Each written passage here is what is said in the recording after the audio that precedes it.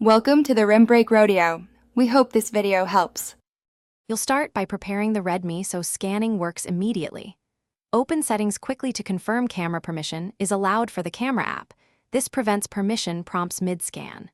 Once done, remove bulky cases or smudges that can blur the lens and launch the camera app from the lock screen or home screen shortcut.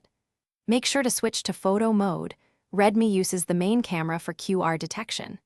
This gets you into position for the next step efficiently. Now you'll align the QR code for reliable detection. Hold the phone steady about 6 to 12 inches away. Moving closer can cause autofocus hunting, while too far prevents detail capture.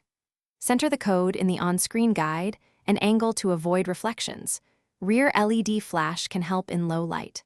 Once Redmi detects the QR, it shows a notification or action banner. Tap it to open the link or long press to preview and choose an app. This completes the course. Finish by following the on-screen prompt to open the URL, add a contact, or connect to Wi-Fi. Redmi usually hands the result to the appropriate app automatically.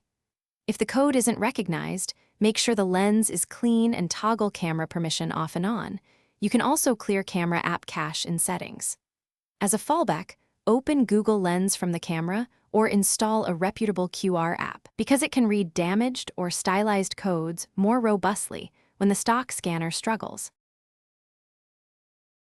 Thanks for watching. Consider subscribing if we helped you.